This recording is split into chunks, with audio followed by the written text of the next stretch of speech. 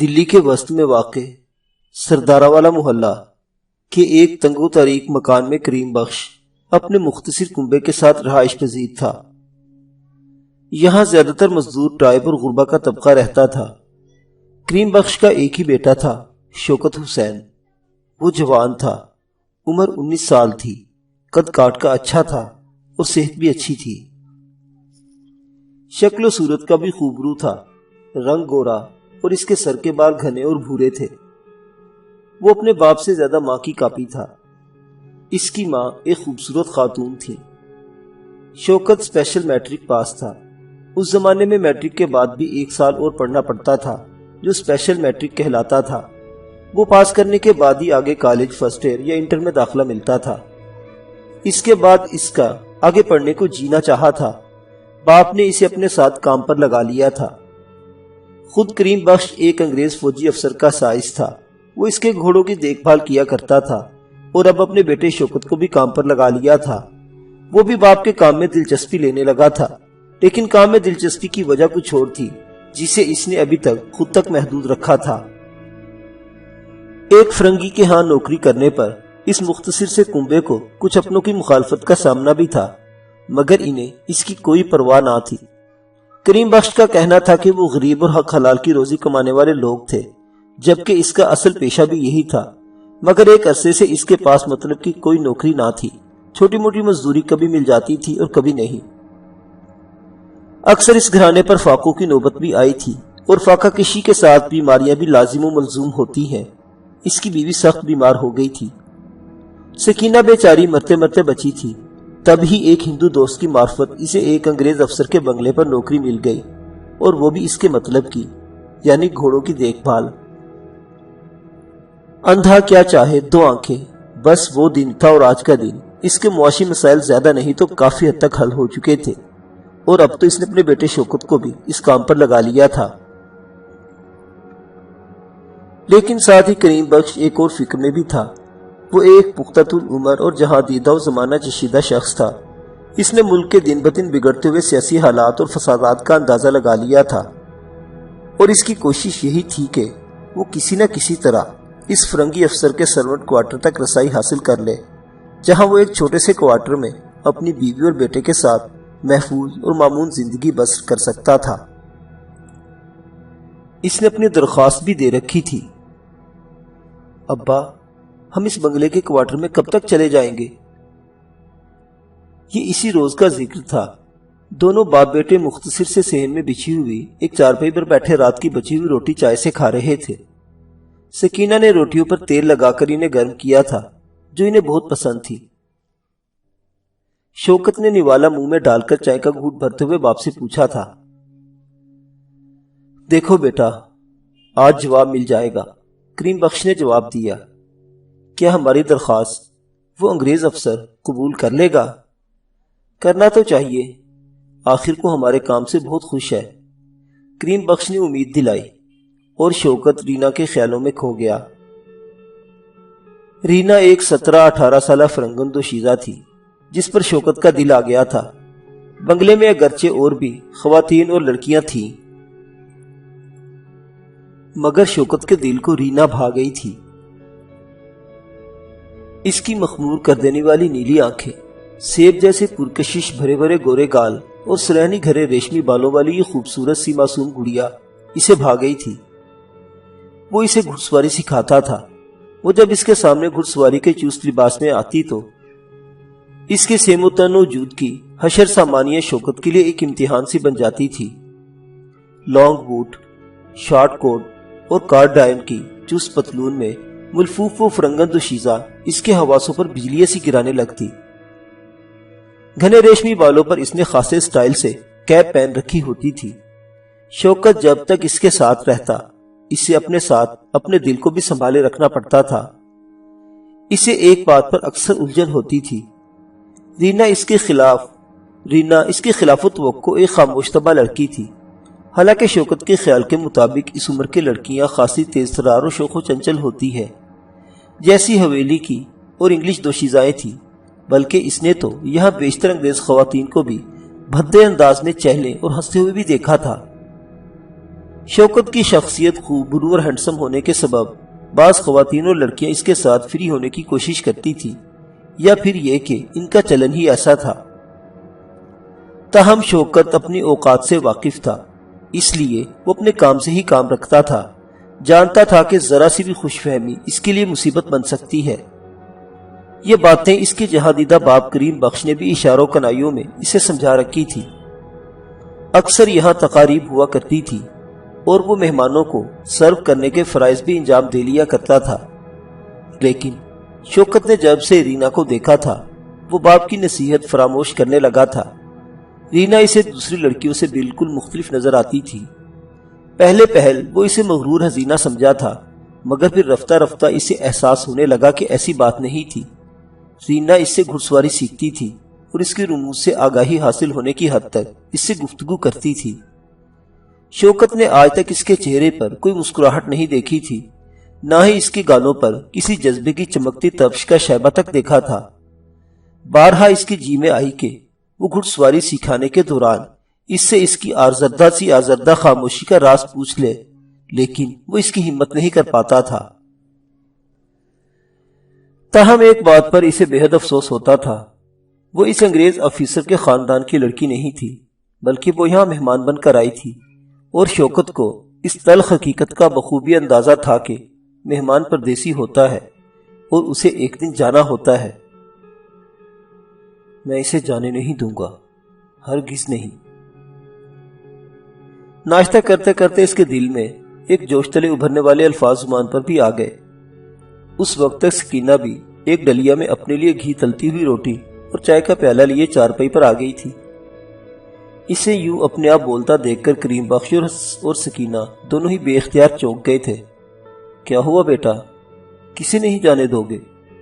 سکینہ نے قدرے حیرت سے کہا۔ شوکت زیرک دماغ تھا، سمجھ گیا کہ اس کے منہ سے کیسے الفاظ نکل گئے ہیں۔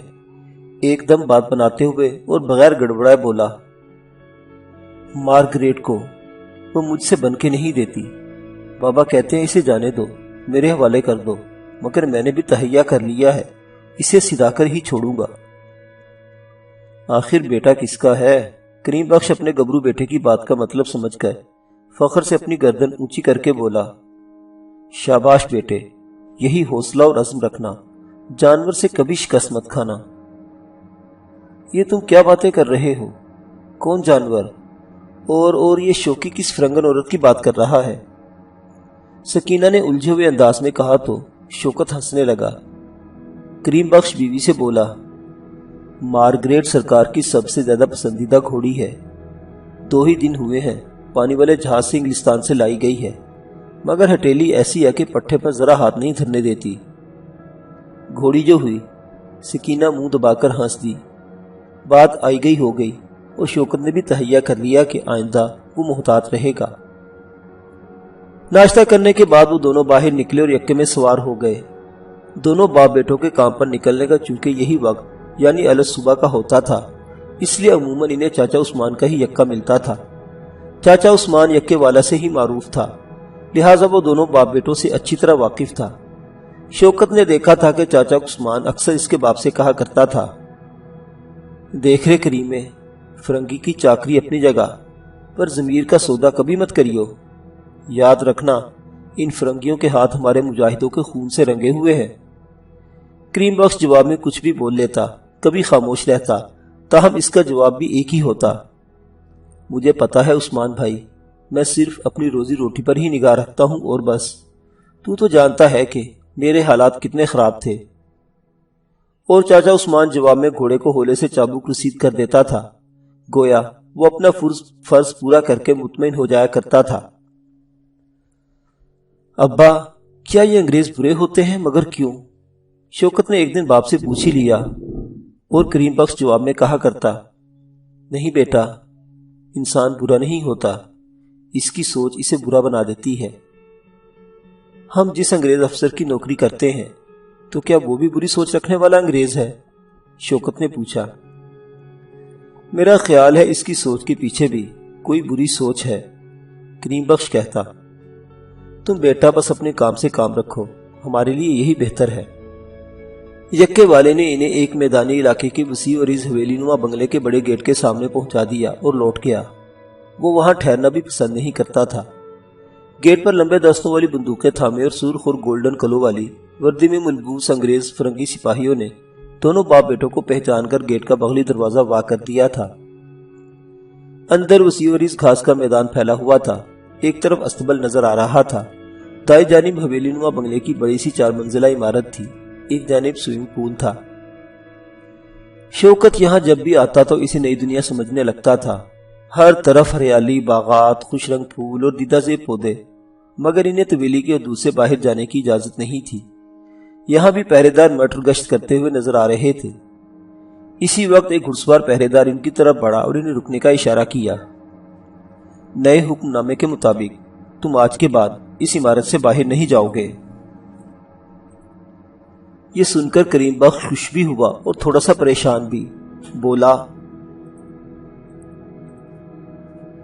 میں نے تو خود سرکار کو یہ عرضی دے رکھی تھی کہ میں یہاں کوارٹر میں اپنے کنبے سمیت رہنے کے لیے آ جاؤں۔ عرضی کو چھوڑو، حالات کے پیش نظر اور جاسوسوں کے خطرے کے باعث یہ حکم نامہ جاری کیا گیا ہے۔ جنہیں یہ حکم نامہ منظور نہیں وہ نوکری چھوڑ کر جا سکتے ہیں۔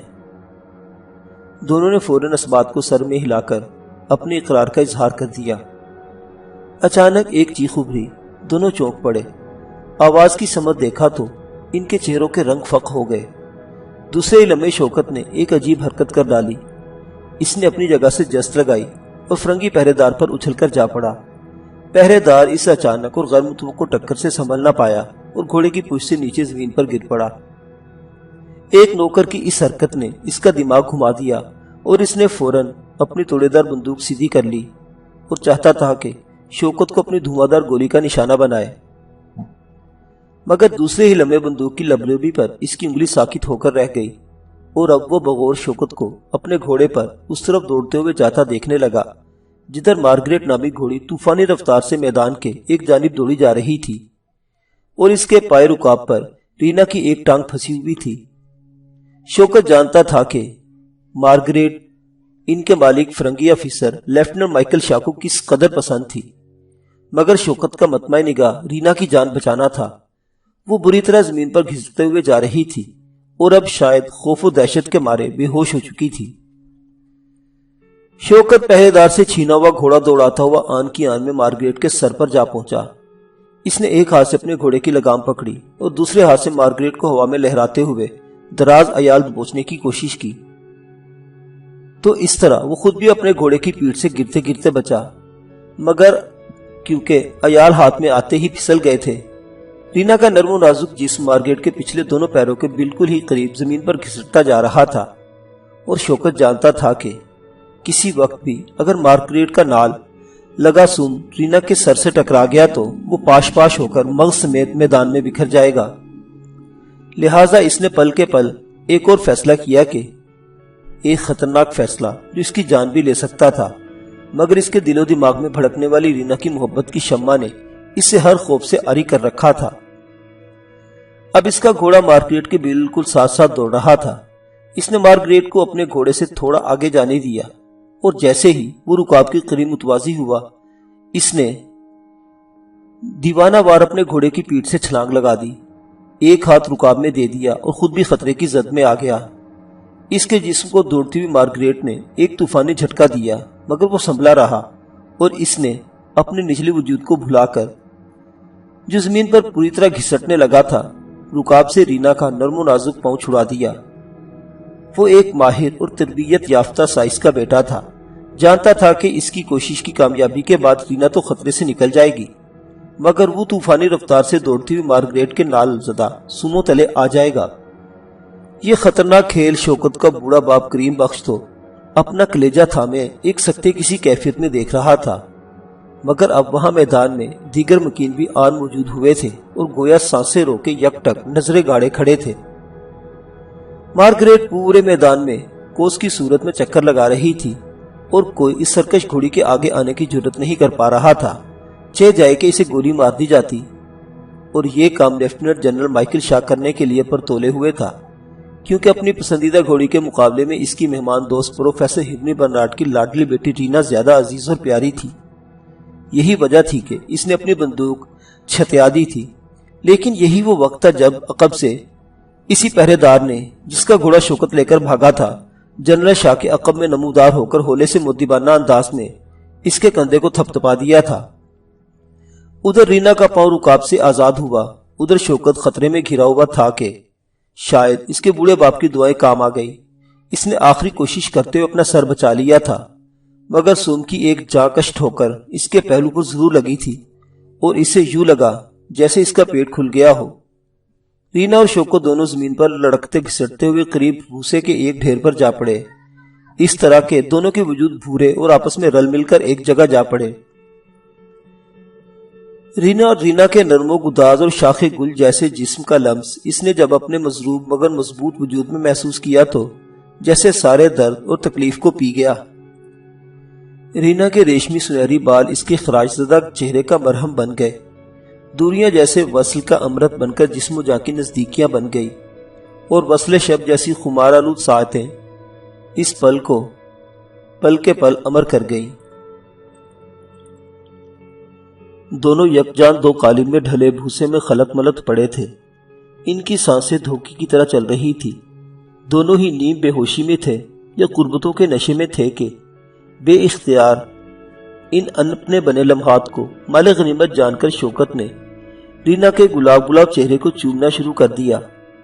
اسی وقت جب شور بلند ہوا اور لوگ باغ انہیں تلاشتے ہوئے وہاں پہنچنے لگے تو شوکت بھی دنیا و مافیہ سے بے نیاز ہو چکا تھا۔ کوہ شمالیہ کی پہاڑیوں میں شام جھکنے لگی تھی۔ تارا نے اپنا کام بڑی خوش اسلوبی اور مہارت سے نمٹایا تھا۔ وہ ان تینوں کو اپنی بستی میں لے آیا تھا اور مکھیا مکر جیت سے ملوانے اور ان سے ان کے بارے میں یہ جھوٹ بتا کر کہ یہ لوگ بھی انہی کی قوم سے تعلق رکھتے ہیں، وہاں سے انہیں اپنے جھونپڑے میں لے آیا تھا۔ وہاں یہ تینوں ان بنجاروں میں رل مل گئے۔ وہاں جوان اور عمر رسیدہ بنجارنے بھی تھی۔ کئی جوان اور پرکشش بنجارنوں نے ان تینوں کا دل لبھانے کی کوشش کی اور ان کے قریب ہوئی، مگر وہ تینوں کمال ہوشیاری کے ساتھ انہیں طرح دے گئے تھے کہ وہ ناراض بھی نہ ہوں اور انہیں سبکی بھی محسوس نہ ہو۔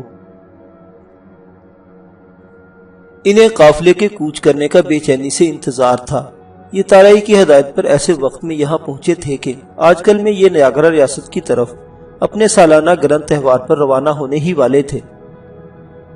معلوم ہوا کہ 2 روز بعد ریاست کے چوکدار اعلیٰ سے اجازت نامہ بالفاظ دیگر پروانہ راہداری ملتے ہی انہیں کوچ کر جانا تھا۔ یہ سفر زیادہ طویل نہ تھا، بمشکل آدھے دن کا تھا۔ سفری صعوبت اور دشوار گزار پہاڑی راستوں کو پاٹنے کے لیے ان کے پاس خچروں کی کمی نہ تھی، مگر وہ تعداد میں اتنے نہ تھے کہ سبھی ان پر سوار ہوتے۔ یہ خچر بوڑھے، بچوں اور عورتوں کے لیے تھے، گویا یہ پیدل سفر تھا۔ اگلے دن صبح مکھیا مکر جیت کے قاصد نے ریاست ناگرا کے دروازے سے واپس آ کر جو اطلاع دی، اس نے نہ صرف لوگوں کو چونکا دیا بلکہ پریشان بھی کر ڈالا تھا، کیونکہ آج تک ایسا نہ ہوا تھا کہ انہیں مہاراجہ چندر گپتا نے اجازت نامہ دینے سے انکار کیا ہو۔ یہ لوگ پچھلے کئی برسوں سے اپنے سالانہ گرہن تہوار پر ناگرا کی جنوبی سمت میں واقع کالی کے مندر میں جاتے، پوجا پاٹ کرتے، شادیوں اور سوئمبر کی رسمیں کرتے۔ وہاں ایک قدرتی نالے جو پوناشے کے نام سے موسوم کیا گیا تھا اشنان کرتے، حتیٰ کہ اپنے مردوں کو بھی وہی نہلانے کے بعد قریب واقع ایک شمشان گھاٹ میں جلانے کی رسم بھی ادا کیا کرتے تھے، بشرط یہ کہ اس دوران سفر میں یا ہجرت سے 1 آدھ روز پہلے کسی کی موت واقع ہو جاتی۔ ایسے دنوں میں مرنے والوں کو خوش نصیب سمجھا جاتا تھا کہ اس کے مردے کو پون آشا میں نہلایا جانا اور پھر چتا چڑھا دی جاتی۔ بہر طور مکھیا مکر جیت کو پہلے تو اپنے قاصد توڑی رام کی بات پر یقین ہی نہ آیا۔ توڑی رام نے ایک پتر اپنی ڈب سے نکال کر اسے تھما دیا۔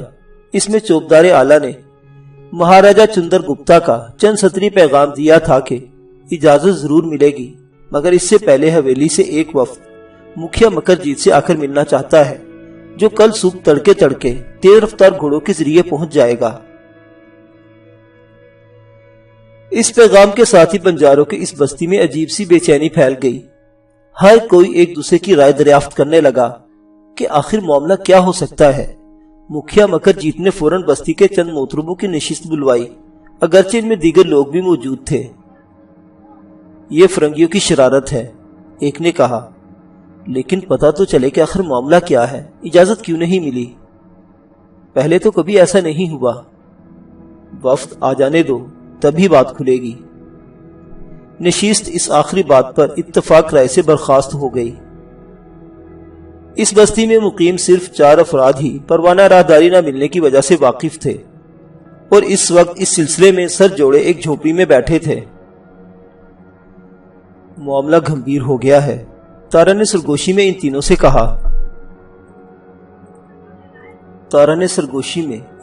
کہا۔ وہ بھی سنگون لے کر ان کے پاس پہنچا تھا۔ اس نے ان سے یہ کہتے ہوئے ساری بات گوش گزار کر دی۔ وہ خاصا پریشان اور تشویش زدہ نظر آ رہا تھا۔ ریاست ناگرہ سے جو وفد آ رہا ہے وہ در حقیقت مکھیا مکرجیت سے ملنے نہیں بلکہ بستی کے لوگوں کو کھنگالنے کے لیے آ رہا ہے، جس کا مطلب ہوگا کہ تم تینوں کے ساتھ میں بھی گیا۔ تارا کی فکر مندی اور تشویش اپنی جگہ، مگر تینوں مجاہدین کو اپنے مشن کی فکر ستانے لگی، جو پہلے ہی مرحلے میں بری طرح ناکامی سے دوچار ہونے لگا تھا۔ تم تینوں جلدی سے اور اسی وقت کوئی فیصلہ کر لو۔ وہ ان تینوں کو گمبھیر اور پرسوچ خاموشی کے بھنور میں مستغرق پا کر دوبارہ بولا، لیکن بات تو سسری پھر وہی میری گردن پر ہی آتی ہے۔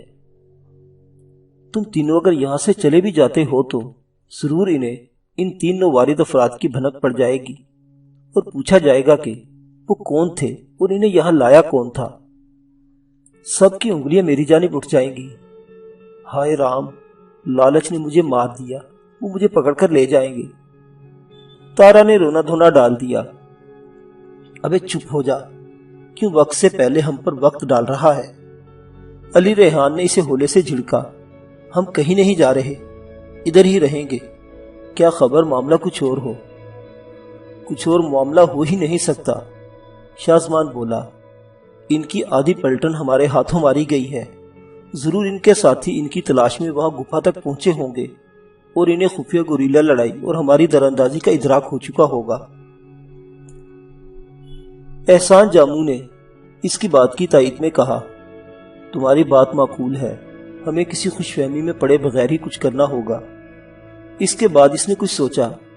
علی ریحان نے کچھ کہنا چاہا تو احسان جاموں نے اسے ہاتھ کے اشارے سے چپ کر آیا اور پھر تارا کی طرف دیکھ کر گہری متانت سے بولا، تارا، تم تھوڑی دیر کے لیے ہمیں کچھ سوچنے دو، پھر تمہیں بلا کر ہم اپنے فیصلے سے آگاہ کر دیتے ہیں۔ فکر نہ کرو، ہم تمہیں بھی بچانے کی کوشش کریں گے۔ تارا خاموشی سے باہر نکل گیا۔ وہ شاطر دماغ تھا، ان تینوں کے کوئی فیصلہ کرنے سے پہلے ہی وہ ایک نتیجے پر پہنچ چکا تھا، اور اس سے پہلے کہ بہت سا وقت گزر جاتا وہ سر پر پاؤں رکھ کر وہاں سے دوڑ پڑا تو مکھیا مکرجیت کے پاس آ کر ہی دم لیا اور مکاری سے روتے ہوئے اس کے قدموں میں جا گرا۔ مجھے بچا لو مکھیا جی، انجانے میں مجھ سے ایک غلطی ہو گئی۔ مکھیا مکرجیت کی کٹیا نما جھونپڑی میں 2-3 افراد اور بھی تھے۔ مکھیا ایک ساٹھا پاٹھا آدمی تھا، سر کا گنجا، رنگ کا کالا اور ناک موٹی تھی، آنکھیں کسی بیل کی طرح ابھرواں۔ وہ انہی آنکھوں سے تارا کو گھورتے ہوئے بولا، کیا ہوا؟ کیا کوئی پاپ کیا ہے تو نے؟ کسی کی ہتیا کی ہے یا دھرم نشٹ کیا ہے؟ رام رام، ایسا کچھ نہیں کیا میں نے مکھیا جی، پر تارا اسی طرح ہاتھ جوڑے بولا، پھر کسی بات کی چنتا مت کر، باقی گناہ معاف ہے۔ اب بول، ایسی کیا غلطی ہوئی ہے تیرے سے؟ مجھے لکشمی کی تما نے مار دیا، تارا روتے ہوئے بولا، اور تینوں مسلم مجاہدوں کے ساتھ گڑھ چوڑ کی رودات بیان کر دی اور رات ہونے والے حملے کے بارے میں بھی بتا دیا۔ یہ سب سن کر مکھیا کو یک لگ سانپ سونکھ گیا۔ اب بدھی مان میں سمائی کے ماجرا کیا تھا؟ کیوں ہمیں اجازت نامہ نہیں دیا گیا تھا؟ ورنہ تو آج تک ایسا کبھی نہیں ہوا۔ خود کلامیہ انداز میں یہ الفاظ بڑبڑاتے ہوئے بولا اور کچھ لمحے کے لیے سوچ میں رہا، پھر بولا، کتنے ٹاکے کھڑے کیے ہیں تو نے ان سے؟ 1000 مکھیا کے لہجے میں حیرت تھی، یہ معمولی رقم نہیں تھی۔ मुखिया की आंखों में ही नहीं बल्कि वहां मौजूद मज़कूरा तीनों अफराद की आंखों में भी एक खास सी चमक उभरी। तभी उनमें से एक ने मुखिया मुखर्जीत के करीब आकर कान में कुछ खुसर की और इसने इस बात में अपना सर हिला दिया। इसके बाद तारा से कहा, वो रकम किधर है? मेरे पास है, तुरंत जाकर इधर ले आओ। तारा अपनी मुक्ति जानकर सर पर पांव रखकर भागा और जब तक वो लौटा इस समय तक मुखिया अपने कराबतदारों से सलाह मशवरा कर चुका था। तारा के हाथ में एक छोटी सी मैली जैकेट गुत्थी थी और इसने मुखिया मुखर्जीत की तरफ बढ़ाते हुए कहा, मुखिया जी, इसमें से 2 रुपए 12 आने मैंने खर्च किए हैं, बाकी ये हाजिर है। मुखिया ने गुथली इसके हाथ से ले ली और अंदर हाथ डालकर बाहर निकाला तो इसकी हथेली में कई छोटे बड़े चांदी के सिक्के निकलकर इधर उधर बिखर गए। इनमें कागजी रुपए भी थे। इससे पहले गोल्ड स्टैंड डला के तहत सोने के सिक्के और अशरफियां हिंदुस्तान की करेंसी कहलाती थीं। मगर अंग्रेजों ने बर्रे सगीर की दौलत लूटने की गर्ज से यहां मेयारे नकरा सिल्वर स्टैंड का कानून राइज कर दिया। मुखिया मुखर्जीत ने गुथली एक तरफ संभाल कर रख दी और तारा से बोला, अब वो तीनों किधर हैं? वो झोपड़ी में है और इस ताजा सूरत हाल पर सर जोड़े बैठे हैं। इनसे जाकर कहो कि तुम तीनों अगर मुक्ति चाहते हो और अपना काम भी, तो फिरार होने के बजाय तुरंत यहाँ चले आओ, हम इनकी पूरी पूरी मदद करेंगे। हैं मुखिया जी? तारा शशदर आंखों से मुखिया मुखर्जीत का चेहरा तकने लगा, जिसके बदहैयत होठों पर बड़ी मानीखेज मुस्कुराहट थी। फौरन जाओ, जो कहा गया है जल्दी करो। पर ठहरो, मैं 2 आदमी तुम्हारे साथ किए देता हूं, मुखिया ने तहकुमाना लहजे में कहा। उधर अली रेहान, शाह जमान और एहसान जामू आपस में सर जोड़े बैठे इस मुश्किल सूरत हाल का हल तलाशने में लगे हुए थे कि इनकी झोपड़ी में 3 अफराद दंदनाते हुए घुसते चले आए। ये तीनों बुरी तरह ठटक गए और फिर तारा के साथ जब 2 अफराद को देखा तो इन्हें खतरे का एहसास हुआ। इनकी बंदूकें जरा फासले पर थी। किसी चिंता की जरूरत नहीं है, तारा ने इनकी बेचैनी को भांपते हुए कहा। तुम तीनों बहुत खुशनसीब होके बैठे बैठे तुम्हारा काम हो गया। क्या मतलब तुम्हारा? अली रेहान ने इसकी तरफ घूरते हुए तेज लहजे में कहा। अली रेहान को ही नहीं बल्कि इसके दोनों साथियों को भी तारा की बदनीयती पर यकीन की हद तक शुबा हो चला था। तारा ने जब सारी बात इनसे सचमुच गोशगुजार कर दी तो तीनों को यह सुनकर एक झटका सा लगा और वो चंद लम्हे एक दूसरे का चेहरा तकते रहे। कहा ना, किसी चिंता की जरूरत नहीं, मुखिया जी से मिल लो, इसमें तुम्हारा बल्कि हम सबका फायदा है। तारा के साथ आए हुए 2 में से एक ने कहा। तीनों ने एक दूसरे की तरफ देखा, आंखों ही आंखों में पैगाम रसानी का इदराकी अमल गुजारा तो रेहान ने इस बात में अपना सर हिला दिया। ये लोग इसी वक्त मुखिया मुखर्जीत के पास पहुंच गए। 1000 रुपए और देने की बात करो तो राजदारी के साथ तुम तीनों को ना सिर्फ इस मसले से बासानी निकाल दिया जाएगा बल्कि जहां कहोगे वहां बाखैरियत पहुंचा भी दिए जाओगे। मक्कार और लालची मुखिया मुखर्जीत ने खड़े खड़े इनसे 2 टोक लहजे में बात कर डाली। शाहजमान ने जवाब दिया, रकम का दोबारा बंदोबस्त करना इतनी जल्दी आसान नहीं होगा और ना ही हम इतनी बड़ी रकम अदा कर सकते हैं। 500 दिए जा सकते हैं मगर इसमें भी वक्त लग सकता है।